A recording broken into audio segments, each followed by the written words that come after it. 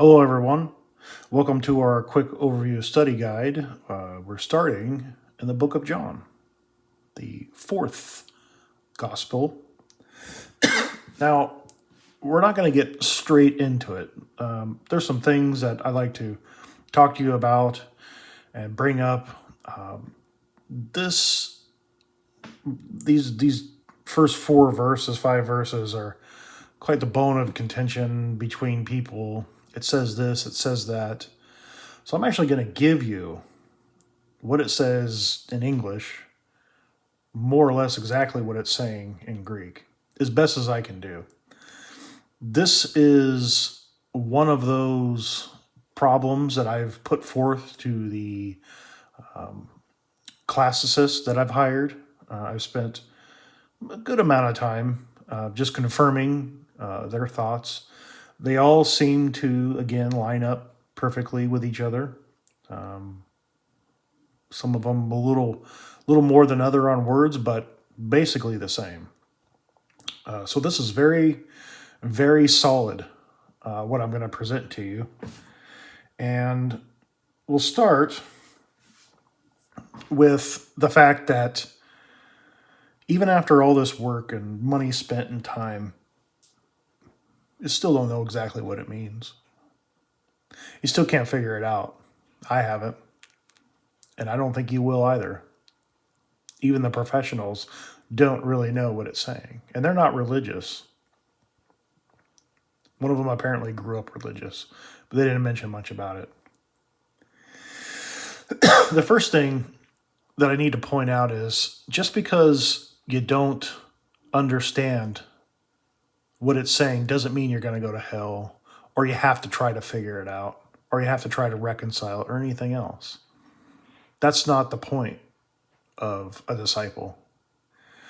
Our job as disciples, and I'm saying this for myself, and I think you, just like everything else that I've said, should at least look into it, is we're here to listen to what it says, okay? We need to know what it says. We need to know what we're dealing with, okay? Maybe we can make up our minds about something. Maybe we can support something here or there. But overall, if you want to try to make a complete story like our religions do, like Catholicism or anyone else, they have to really smash things together. They have to really just put pieces of puzzles that don't really fit together in order to make it a story, okay? A complete story. And it just doesn't really work that way, especially here, amongst other things. It just doesn't work that way. But our jobs as disciples is to just understand what's being said. What it means exactly, well, we don't know. It is very cryptic. But that's just the way it is. That's just the way it is. So we'll go ahead and begin. We have here the possibility that this is either something poetic, a hymn, maybe, we don't really know. It's difficult to figure out exactly everything that's being said, even when we have, our concordances here. This is the Open GNT website that I pointed out before. But even with this, it's too hard to try to figure out what it is. Now, most people have an opinion. They're 2,000 years removed. They have an opinion, and they take their opinion and they work backwards. And we're not to do that. We're to start at the beginning, find out what it is, and that's all we can do. I think that's all we're being asked to do. Maybe something will make sense, maybe it won't. But the fact that it could be poetic or a hymn is just, we don't know. But people seem to think that. So that's a possibility. And it's based on the language. This is very subtle, I'm not going to get into, but it's just based on the way it's written that leads people to believe, these professionals, that it could be poetic or a hymn. But Here we have, just like Genesis, it's the same words. You know, in ἀρχήν, in beginning. Here it is right here. Here's the Greek. Now, instead of was, it's to be. So if you say to be, was better in English, if you can understand it a little better. But in beginning, to be the Word. And this is the Logos that we hear about.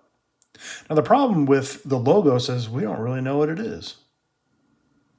I mean, there's not a lot of, there's the word, but the Logos itself, what they're referring to, the word, is pretty much mysterious. It just comes out of, it's kind of like God too. It's like, where does God come from? Where was he born? How did he become a God? It just starts with a bang. Just like Genesis, and just like here. It just kaboom. And it exists. So when we use this word logos, the word, we're talking about an entity here. We are. A lot of people think this entity at the time was Jesus. But as you'll see later on, Jesus didn't come into existence till a little bit later in the line of succession here, as it's written down. But we have the Logos and the word, the Logos, to be with. Now here, prose, the way it's written, it could be with God or beside God. So the word was with God or beside God. You can kind of take your pick. Again, this is just an example of the possibility. Some people just say, oh, it's definitely with. And then the other team will come in and say, oh, no, it was definitely beside. And it's all based on their theological standpoints. Disciples of Christ don't have a theological point. We just try to understand what it is. Prose can mean with or beside, and then that's the end of the story. Then we move on. And the Logos, to be God. All right? And when we get into verse 2, we have to get into something else. If you look in your Bibles, almost all the time it will say he. And we touched on this a little bit ago, but he was in the beginning with God. Now there's a big problem with that. Because we assume that they're referring to Jesus, because Logos, and I'll show you here.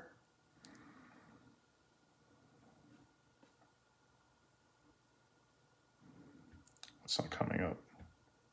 Come on. There we go. It's masculine. Okay? It's masculine. So when they say he, they're referring to this Logos as masculine. But the problem is that he, in Greek, is how it's being addressed. But that doesn't necessarily mean that it's male. Okay? God, we know, is male, but that's not defined by Greek. That's defined by basically everyone else. The Logos, at the same time, is known as a masculine as well, just like God. But the problem is that we don't know what the Logos is. We have no idea what it is because it's not really defined. And this gets into a lot of stuff. This gets into the fact that a lot of people think that Jesus existed before, and he's in the Old Testament. He just kind of pops up out of nowhere. He wrestles people. He warns people of this or that or the other. He comes with the angels. So he's taken other forms. Now, I can't prove or deny this because how could you? You know, it's just like Joseph Smith. This is a bad comparison, but just like with Joseph Smith, when he comes in, he says, Zinthar and this guy and that person, you know, existed before the Jews. Well, in Judaism, those names are never referenced. So we don't know who those people are. So it's really hard for someone to deny something that just comes out of nowhere. And it's the same thing with this Logos. It just kind of appears. And there isn't much reference to it. And when people say he, masculine, existed, they think that theologically this is some sort of being that existed. So Christ existed before Christ, but that doesn't make any sense. Because this masculine he, this logos, they kept saying he came, he. But you have to understand that Jesus didn't become flesh until he was born of Mary. That's what we know Jesus as, the Christ, the Messiah. That's what we know him as. So this antecedent of he, before this, is referring to the word, the logos, which is masculine. But there's nothing saying that this he is Jesus. Does that make sense to you? So the he is the word, but not Jesus, because Jesus, as we know him, wasn't born till later, and that doesn't happen until verse 14. So the antecedent he, this can't be Jesus.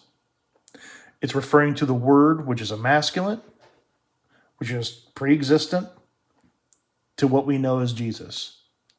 And that's about as easy as I can explain it to you. There are people that say, no, Jesus existed before.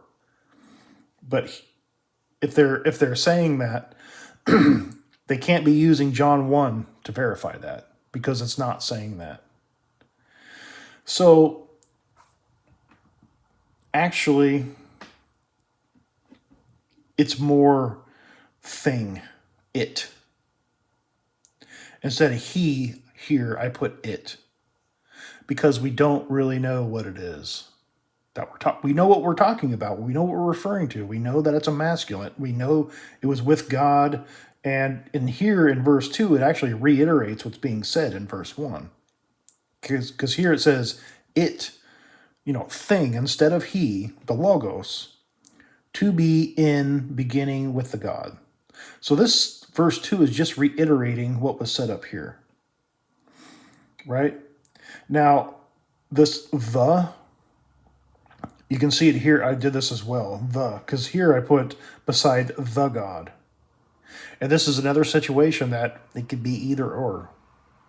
People have arguments for it and they have positions for it, that's fine. But to hear both sides of this position, it could be beside the God, with or beside the God, or it could be with, beside God. And this the takes the place over here. But that's for English translation purposes. In Greek, if we spoke Greek, we didn't speak American, it would be beside the God. That would be appropriate. So when you hear the beginning with the God, that's the appropriate stance to take according to Greek. Okay? So all this is doing is reiterating what this is saying. The thing, logos, to be in beginning with the God. Or if you look at it a different way, it, the thing, right? It, logos, to be in the beginning with God. But in Greek, the is before the God in both places. And that's just the way it is. Okay? What it means, what it would mean and the difference, that's some theological argument that I have no idea what it's about. But this is the appropriate way. The with the God. Okay? Verse 3. All through or because of. So you have this Greek word. So all through, or it could be because of, all because of it, it, the thing, the logos. So all through or because of. Again, this comes down to theological arguments why you hear one or the other. But in reality, it's through or because of. Not really sure. It, and you notice I've capitalized it, okay, because it's referring to the logos. But we just don't know what it is. Came into being, and apart from it, again, logos, there was not one thing which had come into existence. Now, there's a problem here because for some reason, somewhere, and there's a period here. Came into being, and apart from it, there was not one thing, period. But if you ignored the period, and there's not one thing which had come into existence. And that's just something I'm making you aware of. There is, for some reason, there's a period there. Whether it's a mistaken period, or whether it was meant to be there, and if it was, what did it mean by which had come into existence? Why did they do that? We don't really know. But it's there. You know about it. Okay? In it, again, the Logos, to be, like I said, to be was in English. So to be, life. In it to be life. And the life to be, now here you can either go the or is light of humans. Now this is a plural. You have to remember this. This is a plural because it comes from the Greek word for human. I can't remember it right now. If it's auto, I don't know why I can't remember it. Sorry, but it is the plural of it. Why can't I remember that? That's kind of annoying. Anthropon, duh. But it's anthropons plural. So this is plural. And you have to understand, when they say humans, most of our Bibles say men or mankind, but it's referring to all human beings. So here it's plural S. In it was life, and the life to it is. Now, is doesn't really work if it's the was, but it's either in it to be life and the life to be the light of humans, or is the light of humans. So the life is either the light of humans, the Logos. Either it is the light of humans or it is the light of humans. You can take your pick. It doesn't really work in English, this is, but in Greek, that's what it is. It just doesn't really translate over to English. And then verse 5, and the light and the darkness shine. Now this isn't plural. It's just shine or appear. It could be either one. And the light and the darkness shine, appear, and the darkness, it or itself, okay? You kind of, this is an English thing, itself, but it or itself in English. And we have this catabo. It's not catabino, it's I'm having a lot of trouble today. Cantalebon. Cate, it's an E here. Catelaben. But it's Lima is catabino. Overcame. But my sources, it's more comprehend or apprehend it. It's a perfect ambiguity is what they referred to it as. This but I forgot it again. Catabino, okay. But that's the Lima of it. Campe,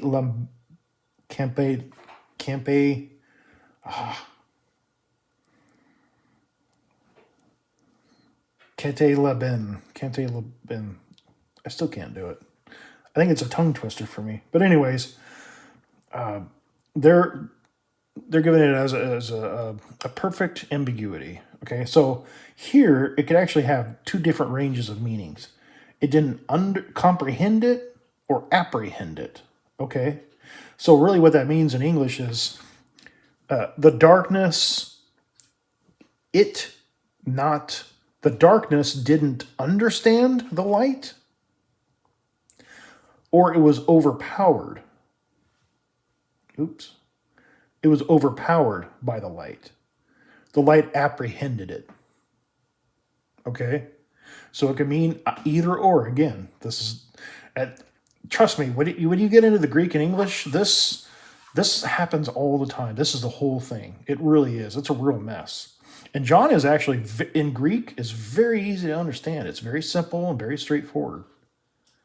It's just that so many people take a different position based on little perfect ambiguities like this. And they'll build it up into something that supports their theological view of something 2,000 years after the fact. That's how they look. So they look backwards upon things. It's not our job as disciples to look backwards. It's our job to figure out what's being said and just understand as best as possible to what is being said. And what that turns out to be, it's irrelevant. Doesn't matter. We just need to know what it says. Okay? So that's how all this nonsense that you hear about, people argue about just for 2,000 years, this is where it comes from. Is there really a period there or not a period there? Because if there's not, someone's going to lose and someone's going to win. Does that make sense? I mean, people, I don't know, maybe they've even fought wars over things like this. Okay, in the Christian world anyway. The Catholics hate the Protestants, remember that? So this is what it is. I'll include it in the notes of this video so you can have it and look at it. It's not perfect, but you can understand what it's saying. So here it is again.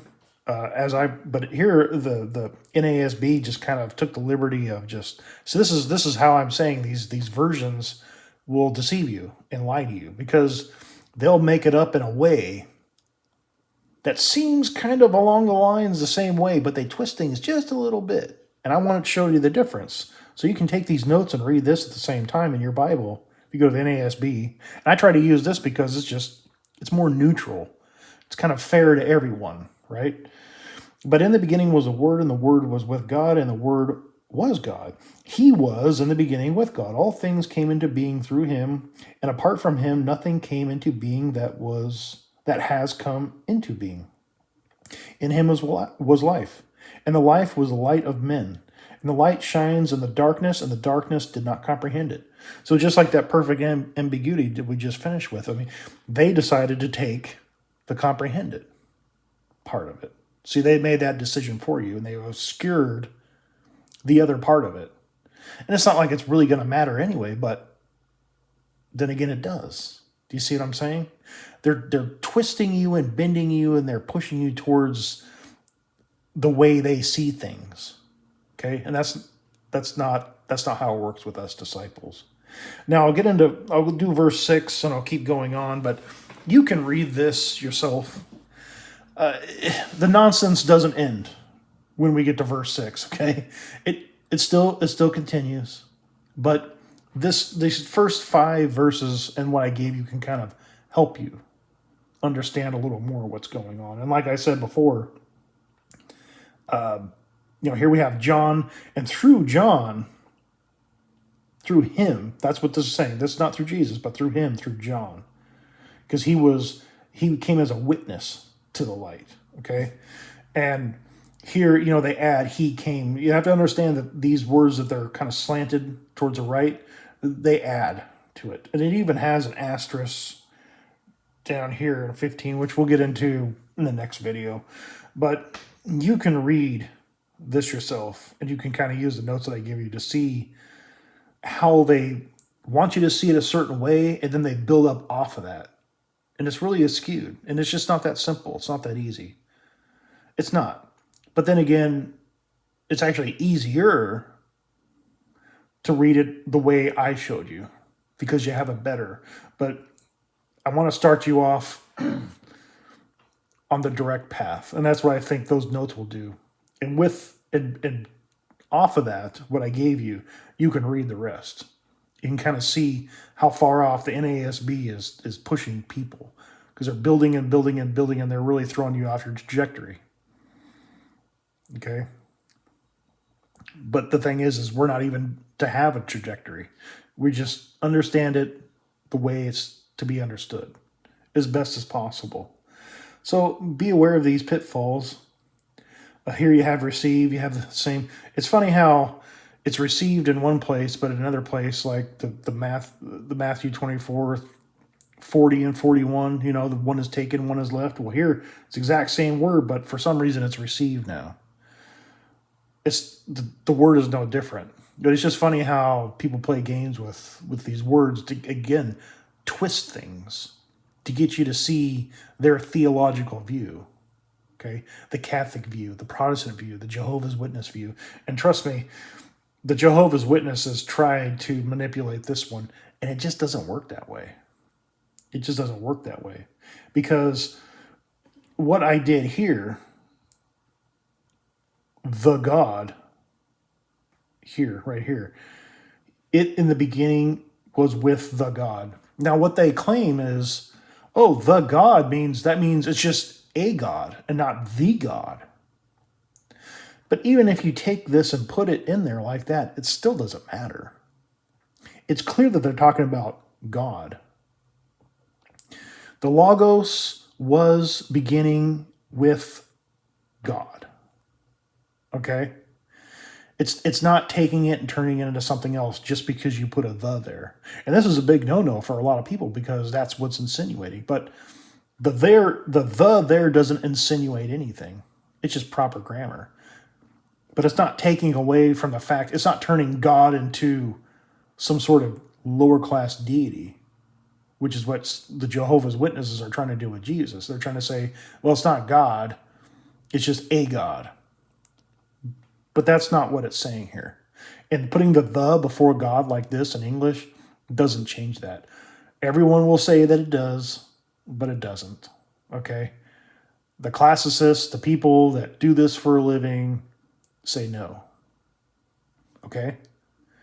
So, nowhere is this saying the Logos is a God as a demotion. There's nothing that's saying putting the and for God gives God a demotion. It doesn't change anything. It doesn't manipulate anything. If you want to put it here, like I said earlier, you want to put it there, you want to put it there, I put those brackets there. You can do that in English, but that's not appropriate. But putting it here doesn't demean it in any way, okay? It doesn't make the Jehovah's Witnesses right. It doesn't take away from anything. It doesn't turn God into a lower God. It doesn't insinuate the Logos as a God instead of the God, okay? Because clearly in Greek it's saying the word was beside God, the God, right? There's only one God. And he was in the beginning with the God, okay? So it's no different here. It may seem tricky. In Greek is tricky, especially this archaic old Greek that doesn't exist anymore. You have to have patience with it and with yourself, okay? Sometimes these words have meanings, and they do. These words have meanings, and they mean things. But sometimes it's not a big deal, okay? People are just getting really carried away with really stupid stuff, as it appears to me. It just seems like people are just overblowing it. And again, it's just, they're defending their turf. That's all it is. They're just defending their turf. But you can clearly see from that here, when you get to 14, the word became flesh, okay? This is Jesus. And this is something really important right here, this dwell. We'll get into it next video, but this is tabernacle, okay? It's actually, I forget how to do that too. But this is very important. We'll be getting into this next. But the word became flesh and tabernacled with us, okay? And also keep remember, his glory as of the only begotten from the Father. Okay, so we'll get into that as well in the next video, but quite a bit to digest today. And I